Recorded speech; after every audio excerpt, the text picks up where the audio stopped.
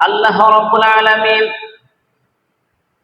কোরআনুল কারীমে বলেন, ওয়াকিমুস সালাতা ওয়া আতুজ যাকাত, তোমরা নামাজ কায়েম করো এবং যাকাত দাও। নামাজ কায়েম করো এবং কি করো? যাকাত দাও। ওয়ারকাউ মা'আর রাকিঈন, আর রুকুকারীদের সাথে রুকুতে শরীক হয়ে যাও। সুবহানাল্লাহ। তার মানে নামাজ জামাতের সহিত আদায় করো। রুকুকারীদের সাথে রুকু করার অর্থ হচ্ছে জামাতে নামাজ আদায় করা। সম্মানিত ভাইয়েরা আমার, আল্লাহ রাব্বুল আলামিনের যত সৃষ্টি পৃথিবীতে আছে, সমস্ত সৃষ্টি আল্লাহ রাব্বুল আলামিনকে সিজদা করে, আল্লাহ রাব্বুল আলামিনের জিকির করে তাসবিহ পাঠ করতেছে। বলেন সুবহানাল্লাহ। রব্বুল আলামিন বলছেন, ওয়ালিল্লাহি ইয়াসজুদু মা ফিস সামাওয়াতি ওয়া মা ফিল আরদ মিন দাব্বাতিন ওয়াল মালাইকাতু ওয়া হুম লা ইস্তাকবিরুন। আল্লাহু আকবার। রব্বুল আলামিন বলছেন, ওয়ালিল্লাহি ইয়াসজুদু মান ফিস সামাওয়াত, আকাশে যত সৃষ্টি রয়েছে সমস্ত সৃষ্টি আল্লাহ তাআলাকে সিজদা করে। বলেন সুবহানাল্লাহ। ওয়া মা ফিল আরদ, আর এই পৃথিবীতে যত সৃষ্টি আল্লাহ রয়েছে সমস্তই আল্লাহ রাব্বুল আলামিনের কদমে সিজদা করে। বলেন সুবহানাল্লাহ।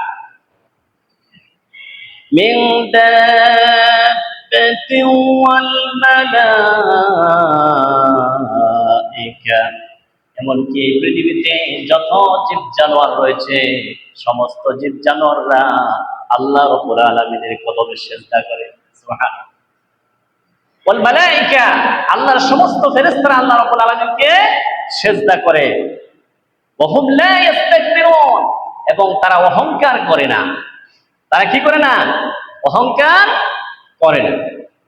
রব্বুল আলামিন কোরআনুল কারীমে অন্য আয়াতের মধ্যে বলেন, আলাম তারা আন্নাল্লাহা ইউসাব্বিহু লাহু মান ফিস সামাওয়াতি ওয়াল আরদ, তুমি কি দেখো না, হে নবী তুমি কি দেখো না, আন্নাল্লাহা ইউসাব্বিহু লাহু মান ফিস সামাওয়াতি ওয়াল আরদ, আকাশ এবং জমিনের মধ্যে যত সৃষ্টি রয়েছে সমস্ত সৃষ্টি আল্লাহর নামে তাসবিহ পাঠ করতেছে। সুবহানাল্লাহ। আকাশে যত সৃষ্টি রয়েছে, জমিনের মধ্যে আল্লাহর যত সৃষ্টি রয়েছে সমস্ত সৃষ্টি কার তাসবিহ পাঠ করে? আল্লাহ। সম্মানিত হাজরিন, এরপরে আল্লাহ রাব্বুল আলামিন বলছেন, কুল্লু ক্বাদ আলিমা সালাতাহু ওয়া তাসবিহা, এবং প্রত্যেক সৃষ্টিকে আল্লাহ তাআলা তাদের সিজদার নিয়ম, নামাজের নিয়ম শিখিয়ে দিয়েছেন। সুবহানাল্লাহ। প্রত্যেক সৃষ্টি আল্লাহ রাব্বুল আলামিনের সালাত কিভাবে কায়েম করতে হবে প্রত্যেক সৃষ্টিকে আল্লাহ তাআলা শিখিয়ে দিয়েছেন। বলি সুবহানাল্লাহ। এক এক সৃষ্টির সালাতের সিস্টেম এক এক রকম।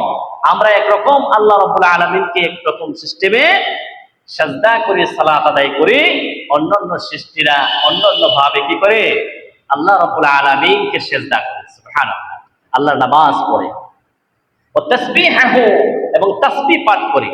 আল্লাহু আলিমুম বিমা ইয়াফআলুন, আর আল্লাহ রাব্বুল আলামিন তারা যা করে সব কিছুর ব্যাপারে আমার আল্লাহ রাব্বুল আলামিন সর্বজ্ঞ আছেন। সুবহানাল্লাহ। This is a great alarming.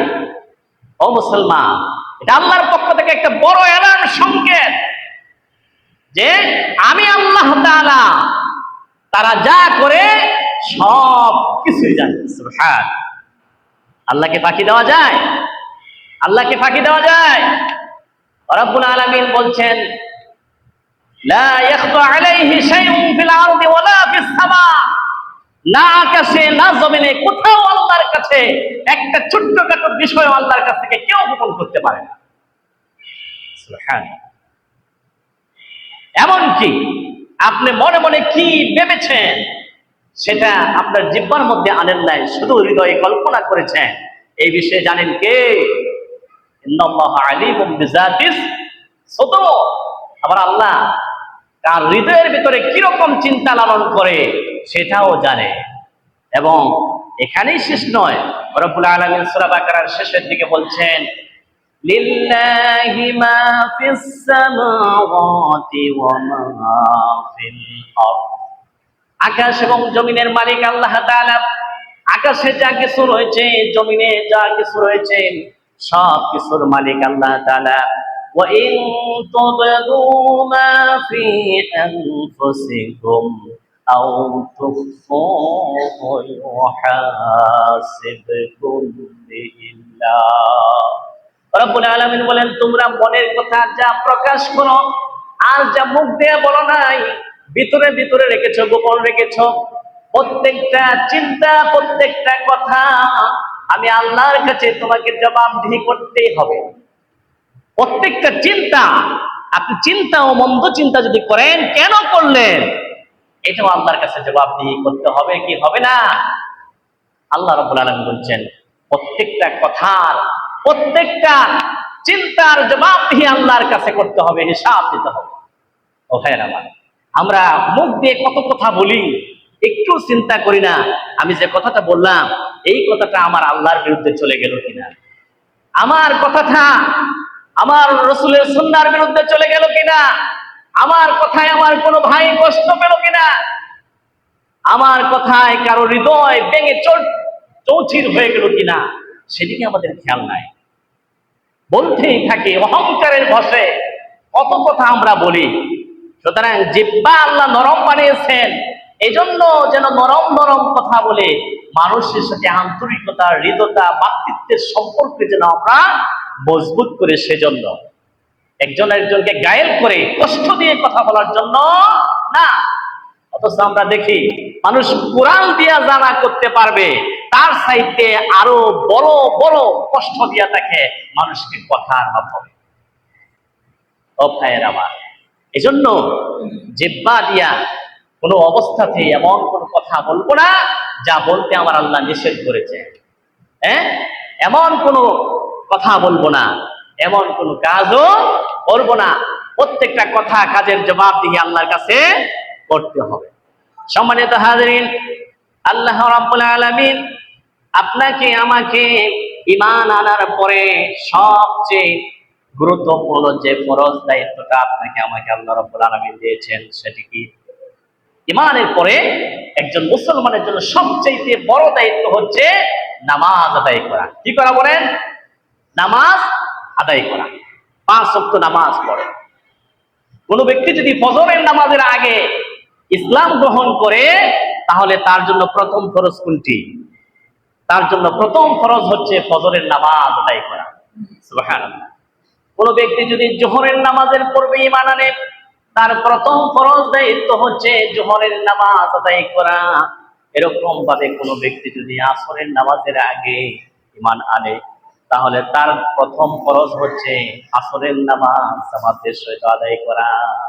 আর ঈমানদারের জন্য ঈমানের পরে সবচেয়ে গুরুত্বপূর্ণ দায়িত্ব হচ্ছে নামাজ আদায় করা। সম্মানিত হাজিরিন, নামাজ হচ্ছে সাফল্যের চাবিকাঠি। ইট ইজ দ্য কি টু সাকসেস। এটা আমাদের সফলতার জন্য একটি চাবিকাঠি। সুবহানাল্লাহ। সম্মানিত হাজিরিন, আল্লাহ রাব্বুল আলামিন সূরাতুল মুমিনুন এই প্রথম আয়াতে বলছেন, ক্বাদ আফলাহাল মুমিনুন আল্লাযীনা হুম ফি সালাতিহিম খাশিউন। সফল কাম হয়েছে, সফলতা অর্জন করেছে সেই সমস্ত ঈমানদাররা যারা তাদের নামাজ বিনয় মিশ্রিত মনোযোগিতার সাথে, নম্রতার সাথে, দৃঢ়ভাবে মনোযোগিতার সাথে যারা নামাজ আদায় করে, ওই সমস্ত মানুষরা, ওই সমস্ত ঈমানদাররা সফল কাম হয়ে গেছে। সুবহানাল্লাহ। অন্য আয়াতের মধ্যে আল্লাহ রাব্বুল আলামিন বলেন, قد أفلح من تزكى وذكر اسم ربه فصلى। সে সমস্ত ঈমানদাররা, ওই ব্যক্তি পবিত্র যে ব্যক্তি তার নিজেকে পবিত্র করে গুনাহ থেকে, নিজেকে, নিজের চরিত্রকে কলুষিত হওয়া থেকে মুক্ত করে, এই সমস্ত চরিত্রের মানুষরা যারা তাদের চরিত্রের মধ্যে কালেমা লাগায় না, কোনো দাগ লাগায় না, অন্যায়, অবিচার, অনাচার, এই সকল কোনো পাপের সাথে জড়িত হয়ে যায় না, এবং আল্লাহ রাব্বুল আলামিনকে স্মরণ করে ওয়াযাকারা ইসমা রাব্বিহি ফাসাল্লা, এবং সালাত কায়েম করে, বলে সুবহানাল্লাহ। সুতরাং আপনি আমি যদি সফলতা অর্জন করতে চাই, তাহলে নামাজ বাদ দিয়ে সফলতা হবে? কখনো আপনি সফল হতে পারবেন না যদি নামাজ আদায় না করুন। সম্মানিত ভাইরা, নামাজ আপনি আমার জীবনের গুনাহ খাতাগুলোকে নিঃশেষ করে দেয়, নির্মূল করে দেয়, গুনাহগুলোকে ধুয়ে মুছে পরিষ্কার করে দেয়, বলেন সুবহানাল্লাহ। আল্লাহ রাসূল সাল্লাল্লাহু আলাইহি ওয়াসাল্লাম বলেন যে তোমাদের কারো বাড়ির সামনে যদি একটা নহর বা একটা নদী থাকে, তোমাদের কারো বাড়ির সামনে, দরজার সামনে যদি এরকম একটা নহর থাকে বা নদী থাকে, আর ওই ব্যক্তি যদি প্রতিদিন তার ওই নদী থেকে 5 বার গোসল করে, ও আমার সাহাবীরা বলো, তার শরীরে কি কোনো ময়লা থাকতে পারে? রাসূলের সাহাবীরা বললেন, না ইয়া রাসূলুল্লাহ। আল্লাহ রাসূল সাল্লাল্লাহু আলাইহি ওয়াসাল্লাম বললেন, 5 ওয়াক্ত নামাজের উদাহরণ ঠিক তাই, কোন ব্যক্তি যদি 5 ওয়াক্ত নামাজ আদায় করে, আল্লাহ তাআলাও তাকে গুনাহ মুক্ত করে দেবেন, বলেন সুবহানাল্লাহ। তাহলে 5 ওয়াক্ত নামাজ পড়লে কি হবে? আপনি আমি এক ওয়াক্ত থেকে আরেক ওয়াক্ত এই মধ্যবর্তী সময়ে যত গুনাহ করলাম, সেটা যদি কবিরা গুনাহ না হয়, সেটা যদি শিরক না হয়, তাহলে আল্লাহ তাআলা এক ওয়াক্তের পর আরেক ওয়াক্তে নামাজে হাজির হওয়া, নামাজ পড়ার কারণে মধ্যখানে যে গুনাহ হয়েছে সেগুলো মাফ করে দিবেন, সুবহান। সম্মানিত ভাইরা আমার, এজন্য আপনাকে আমাকে 5 ওয়াক্ত নামাজ পড়তে হবে। নামাজ মুমিন এবং কাফিরের মধ্যে একমাত্র পার্থক্যকারী জিনিস। আল্লাহ রাসূল বলেছেন, বাইনাল আবদি ওয়া বাইনাল কুফরি তারকুস সালাত। একজন ঈমানদার আর একজন কাফিরের মধ্যে পার্থক্য হচ্ছে নামাজ। যে সিজদা দিল, সে নিজেকে ঈমানদার বলে প্রমাণ দিল, আর যে সিজদা করলো না, সে কুফরি করলো। কি করলো? কুফরি করলো। কাফিররা কোথায় থাকবে? জাহান্নামে। والذين كفروا وكذبوا بآياتنا أولئك أصحاب النار هم فيها خالدون। রব্বুল আলামিন বলছেন, আর যারা কুফরি করে এবং আমি আল্লাহর কথাকে মিথ্যা বলে অস্বীকার করে, তাদের জন্য রয়েছে জাহান্নাম। সেই জাহান্নামে তারা চিরকাল বসবাস করবে। একটা মুহূর্তের জন্য জাহান্নাম থেকে শান্তিতে একটা নিঃশ্বাস ফেলার মতো সুযোগ দেওয়া হবে না। ও মুসলমান, যে মুসলমান নামদারি মুসলমান দাবি করতেছে কিন্তু নামাজ পড়ে না, ওই ব্যক্তি আল্লাহর বিরুদ্ধে দাঁড়িয়েছে, ওই ব্যক্তি ইসলামের বিরুদ্ধে দাঁড়িয়েছে। মুসলমান দাবি করার কোনো অধিকার তাকে ইসলাম দেয় না। লা ঈমানা লিমান লা সালাতা লাহু। রাসূলুল্লাহ সাল্লাল্লাহু আলাইহি ওয়াসাল্লাম বলেন, ওই ব্যক্তির কোনো ঈমান নাই যার নামাজ নাই। নামাজবিহীন ঈমান সম্পূর্ণ মিথ্যা, সম্পূর্ণ ভিত্তিহীন। যার নামাজ নাই, ইসলামে তার কোনো অংশ নাই। নাউযুবিল্লাহ। সুতরাং যে মুসলমান বলবে আমি লোকটা মুঠেও খারাপ না, যদিও নামাজ না পড়ি, লোকটা খুব ভালো, আমার ঈমান বড় শক্ত। কিসের ঈমানদার? তোমার তো ঈমানই নাই। ঈমান থাকলে না শক্ত হইত, কারণ নামাজ ঈমানের প্রমাণ। সুবহানাল্লাহ। গোটা দিনের মধ্যে তাওহীদ হচ্ছে ঈমানের মূল ভিত্তি, আর ইবাদতের মূল ভিত্তি হচ্ছে নামাজ। সুবহানাল্লাহ। ইবাদতের মূল ভিত্তি কি? ইবাদতের মাথা হচ্ছে নামাজ। যে মুসলমান দাবি করে, ঈমানদার দাবি করে, কিন্তু নামাজ পড়ে না, তার মাথা ঠাঁই নাই, তার মানে তার কোনো অস্তিত্বই নাই। মুসলমান দাবি করা তো দূরের কথা, তার তো কোনো অস্তিত্বই নাই। নাউযুবিল্লাহ। সম্মানিত ভাইরা আমার, আল্লাহ রাব্বুল আলামিন কোরআনুল কারীমে প্রায় 80 জায়গায় এই নামাজ এর কথা বলেছেন। রাসূল সাল্লাল্লাহু আলাইহি ওয়াসাল্লামের হাদিসে অসংখ্য জায়গায় এই নামাজের ইঙ্গিত, নামাজের কথা রাসূল বলেছেন। নামাজ জাহান্নাম থেকে আপনাকে আমাকে বাঁচাবে। আর জাহান্নামে মানুষ যে কারণে যাবে, বড় বড় মাপের যে কারণগুলো রয়েছে, এর মধ্যে অন্যতম একটি কারণ হচ্ছে নামাজ আদায় না করা। আল্লাহ রাব্বুল আলামিন বলছেন, ইয়াতাসাআলুনা আনিল মুজরিমিন, পাপীদেরকে জিজ্ঞেস করা হবে, পাপিষ্ঠদেরকে জিজ্ঞেস করা হবে, মা সালাকাকুম ফি সাকার, তোমরা কেন সাকারে আসলে, জাহান্নামে তোমরা কেন আসলে? ক্বালু লাম নাকু মিনাল মুসাল্লিন ওয়া লাম নাকু নুতঈমুল মিসকিন।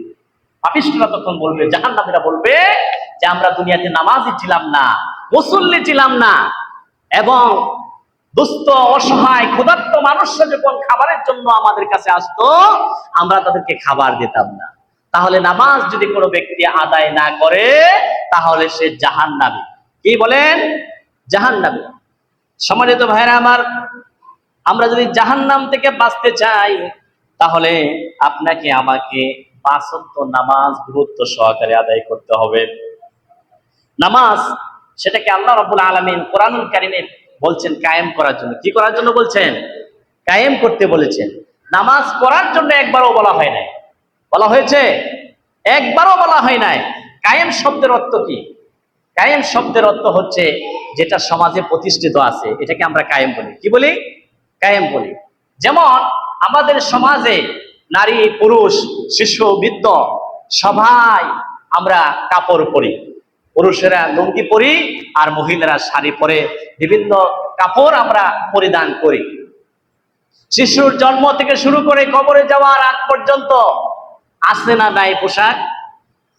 পোশাক আছে না নাই? পাগল ছাড়া কোনো মানুষ কি উলঙ্গ থাকে? থাকে না। পোশাক সেটা আমাদের সমাজে কায়েম আছে বলে কোনো সুস্থ জ্ঞান সম্পন্ন মানুষকে আমরা পোশাক ছাড়া দেখি না। তাহলে বোঝা গেল এই পোশাকটা সমাজে কায়েম আছে। কি আছে? কায়েম আছে।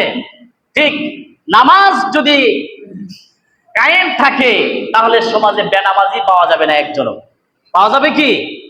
নামাজটা কায়েম করতে আল্লাহ রাব্বুল আলামিন বলছেন। তার মানে হচ্ছে 5 ওয়াক্ত নামাজ আপনাকে জামাতের সহিত নিজে তো পালন করবেনই, আদায় করবেনই, আপনার পরিবার পরিজন, বন্ধু বান্ধব, আত্মীয় স্বজন, পাড়া পড়শি, এমনকি গোটা জাতিকে নামাজের জন্য, নামাজ কায়েমের জন্য কাজ করতে হবে। সম্মানিত হাজরিন, আল্লাহ রাব্বুল আলামিন ইসলামকে, রাব্বুল আলামিন যদি প্রতিষ্ঠিত করেন কোন দেশে, তাহলে তার মুমিন বান্দার দায়িত্ব কয়টা? ইসলাম যদি প্রতিষ্ঠিত হয়, যে সমাজে ইসলাম প্রতিষ্ঠিত আছে, যেই দেশে রাসূলুল্লাহর সময়ে যে রাসূল সাল্লাল্লাহু আলাইহি ওয়াসাল্লাম কোরআন ভিত্তিক রাষ্ট্র ব্যবস্থা যে কায়েম করেছিলেন, সেই সমাজের চেয়ারে বসেই প্রথমে কয়টা আইন করছেন? 4টি। কয়টি বলেন? 4টি। আর যদি ইসলামী রাষ্ট্র হতো আমাদের দেশ, তাহলে সেখানে 4টি আইন প্রতিষ্ঠিত হয়ে যেত। এজন্য আমরা আল্লাহর কাছে দোয়া করবো আজকের এই জুমা মসজিদ থেকে, হে আল্লাহ, 92% মুসলমানের দেশকে তুমি কোরআনের দেশ হিসেবে কবুল করো। সকলে বলি আমিন।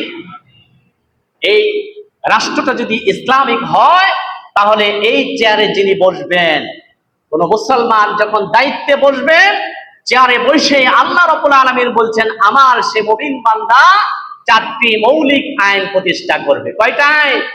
4টি। রাব্বুল আলামিন বলছেন আল্লাযীনা ইম্মাক্কান্নাহুম ফিল আরদি আকামুস সালাহ ওয়া আতুজ যাকাত। আমি যখন আমার মুমিন বান্দাকে রাষ্ট্র ক্ষমতা দান করি, তখন তারা ক্ষমতার চেয়ারে বসায় 1 নম্বরে নামাজ প্রতিষ্ঠা করে। কি করে? নামাজ কায়েম করে। নামাজ কায়েম করবে মুমিন ব্যক্তি যদি রাষ্ট্র ক্ষমতায় যায়। এটা মুমিনের দায়িত্ব। সম্মানিত ভাইয়েরা আমার, এই নামাজ কায়েম যখন হয়ে যাবে, সমাজে আর কোনো বেনামাজি পাওয়া যাবে না। আপনার সংসদ ভবনে যিনি হবেন স্পিকার, তার নেতৃত্বে সমস্ত সংসদ সদস্যরা তার ইমামতিতে নামাজ আদায় করবে। আপনার বিশ্ববিদ্যালয়ের ভাইস চ্যান্সেলরের ইমামতিতে সমস্ত প্রফেসরগণ সমস্ত ডিন মহোদয় যারা আছেন, বিভিন্ন ডিপার্টমেন্টের চেয়ারম্যান এবং স্টুডেন্ট যারা আছে, সমস্তই মুসল্লি হবে, আর বিশ্ববিদ্যালয়ের ভাইস চ্যান্সেলর হবেন সেই মুসল্লিদের ইমাম। বলেন সুবহানাল্লাহ। এরকম ভাবে থানার ওসি সাহেব যখন আজান হয়ে যাবে, প্রথম আজান হবে থানায়। প্রথম আজান কোথায় হবে? প্রথম আজান হবে থানা মসজিদে। এসে থানা মসজিদে আজান হওয়ার পরে ওসি সাহেবের নেতৃত্বে সমস্ত আপনার যারা এসআই আছেন বা অন্যান্য পোস্টে যারা কনস্টেবল গুলো রয়েছেন, সমস্ত থানার জনশক্তি একসাথে হয়ে ওসি সাহেবের পেছনে জামাতে নামাজ আদায় করে। বলেন সুবহানাল্লাহ। এরকম ভাবে এই যদি হয় দৃশ্য, আপনার ডিসি অফিসের ডিসি হবেন ইমাম, তার অধীনস্থ সমস্ত কর্মকর্তা কর্মচারী হবেন তার মুসল্লি। এরকম ভাবে এসপির অফিসে পুলিশ সুপার হবেন ইমাম, আর তার পেছনে সমস্ত মুসল্লি হয়ে দাঁড়িয়ে যাবে। এই যদি হয় একটা দেশের পরিবেশ, তাহলে এই এসপি, এই ডিসি, এই পুলিশ, এই ইউনো, এই এমপি, এই মন্ত্রী কখনো সুদ, ঘুষ, দুর্নীতি, চাঁদাবাজি, এরকম ভাবে হত্যা, যাবতীয় অন্যায়ের সম্মুখীন হবেন কি? কখনো হবে না। ইসলাম চাই এমন একটা রাষ্ট্র ব্যবস্থা। সেই রাষ্ট্র ব্যবস্থা কখন কায়েম হবে? যখন সে রাষ্ট্রে নামাজ কায়েম হবে। এজন্য আপনাকে আমাকে নামাজ কায়েম করতে হবে ব্যক্তিগত জীবনে, পারিবারিক জীবনে। এখন তো রাষ্ট্রে ইসলাম কায়েম নেই, এখন সেই জন্য আপনার আমার ব্যক্তিগতভাবে প্রত্যেকের জন্য ফরজ দায়িত্ব হচ্ছে নিজের জীবনে কি করা?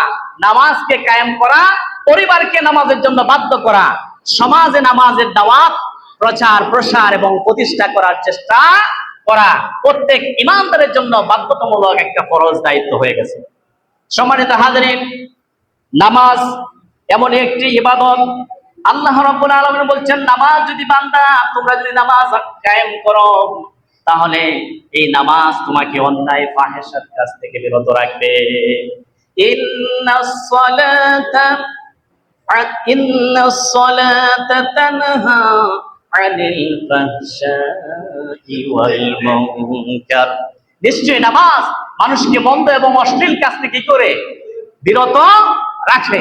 এখন আমরা দেখি নামাজ পড়ে কিন্তু চরিত্র বদলায় না। নামাজ পড়ে কিন্তু আগেও সুদ খাইতো, এখনো সুদ খায়। নামাজ পড়ে আগেও আরেকজনের জমির আইল কাটতো, এখনো পাশ ছাড়তে পারে না। নামাজ পড়ে মানুষের হক নষ্ট করে, নামাজ পড়ে মিথ্যা কথা বলে, নামাজ পড়ে মালে ভেজাল দেয়, ওজনে কম দেয়, এমন মুসলমান আছে না নাই? তাহলে বোঝা গেল নামাজ তার হচ্ছে না। কারণ আল্লাহ রাব্বুল আলামিন বলছেন নামাজ মানুষকে অন্যায় এবং অশ্লীল কাজ থেকে বিরত রাখে, আর আমরা নামাজ পড়ার পরে চরিত্র বদলাচ্ছে না। তার মানে কি আল্লাহর কথা সত্য না আমাদের কথা সত্য? আমার আল্লাহর কথা সত্য। তাহলে এখানে সমস্যাটা কি? Something is wrong. কোন একটা জায়গায় কিছু ভুল রয়ে গেছে, মিসআন্ডারস্ট্যান্ডিং আছে আমাদের, সেখানে বোঝাপড়ার মধ্যে ভুল আছে। আমরা নামাজ পড়ি, কি যে পড়ি নামাজের ভিতরে তা তো বুঝি না। বুঝি কি নামাজে কোন জায়গায় কি বললাম? আমরা বলছি নামাজে দাঁড়িয়ে সামি আল্লাহু লিমান হামিদা, আল্লাহ রাব্বুল আলামিন শুনছেন ওই ব্যক্তির কথা যে তার প্রশংসা করছে, সুবহানাল্লাহ। আমরা নামাজের ভিতরে আলহামদুলিল্লাহর ভিতরে কি বললাম? আমরা দুই সিজদার মাঝখানে কি বললাম? দোয়ে কুনুতে কি বললাম? তাশাহুদে কি বললাম? দরুদ শরীফের ভিতরে কি বললাম? এইগুলো বুঝার না বুঝার কারণে আজ আমরা নামাজটা অমনোযোগিতা, অবহেলা এবং না বুঝার কারণে, আমাদের নামাজ সঠিকভাবে না হওয়ার কারণে আমরা অন্যায় কাজ থেকে বিরত থাকতে পারছি না নামাজ পড়েও। প্রিয় ভাইয়ের আমার, এখন এরকম নামাজ যদি আপনার সারা জীবন পড়েন আর ভুল থেকে আপনার অন্যায় থেকে বিরত থাকতে না পারেন, তাহলে ওই নামাজ কিয়ামত পর্যন্ত পড়লেও আপনি আল্লাহর জান্নাতে যেতে পারবেন না। কারণ কাঙ্ক্ষিত মানের নামাজ আপনার হয় না। এজন্য নামাজ সঠিকভাবে পড়তে হবে। কিভাবে করতে হবে? আল্লাহ রাসূল বলছেন, সাল্লু কামা রাআইতুমুনি উসাল্লি, তোমরা নামাজ পড়ো সেভাবে যেভাবে আমি রাসূলকে নামাজ পড়তে দেখেছি। সুবহানাল্লাহ।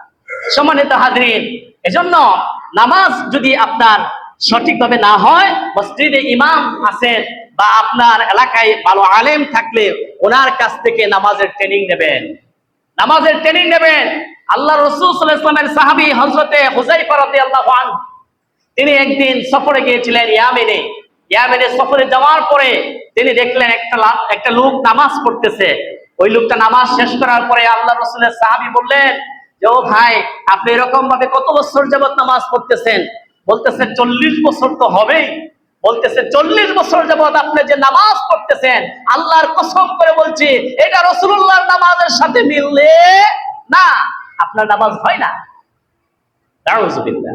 সুতরাং আপনি আমার অনেকের বয়স শেষ হয়ে ক্লান্ত হয়ে যাচ্ছি, বুড়া হয়ে যাচ্ছি, হ্যাঁ, আপনার যেই চামড়াগুলো আপনার সৌন্দর্যকে বিকশিত করত সেগুলো এখন কি হয়ে গেছে?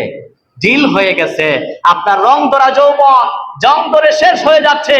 আমার যুবক ভাইয়েরা অনেক কিছুই শিখছি, যুবক ভাইদেরকেও বলতে চায়, ও যুবক, যুবক যৌবনকালে আল্লাহকে যদি একবার ডাকো, তোমার ডাকে আমার আল্লাহ 70 বার জবাব দেয়। সুবহানাল্লাহ।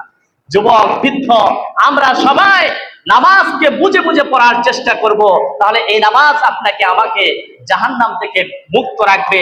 আমার ব্যক্তি, সমাজ, পরিবার সর্বত্রই নামাজের সুফলের কারণে এই সমাজটা হয়ে যাবে আলোকিত সমাজ, পরিবারটা হয়ে যাবে আলোকিত পরিবার, জান্নাতি পরিবার। এরকম ভাবে আমাদের সর্বত্রই যখন নামাজ কায়েম আমরা করব, সেখানে সমাজে কোনো ধরনের অপরাধ, অন্যায়, অশ্লীলতা, বেহায়াপনা সেগুলো থেকে সমাজটা রিফ্রেশ থাকবে, মুক্ত থাকবে। আল্লাহ তাআলা এই পর্যন্ত সালাতের উপরে যে কথাগুলো রাসূল আল্লাহ রাব্বুল আলামিনের কোরআন এবং তার হাবিবের সুন্নাহ থেকে বলার চেষ্টা করেছি, ইহার উপর আমি সহ আমরা সকলে যেন আমল করতে পারি তৌফিক দান করুন। সকলে বলছি আমিন। হাযা মা ইনদি ওয়াল ইলমি ইল্লাল্লাহু আলাইহি তাওয়াক্কালতু ওয়া ইলাইহি উনীব। ওয়াসসালামু আলাইকুম ওয়া রাহমাতুল্লাহি ওয়া বারাকাতুহু।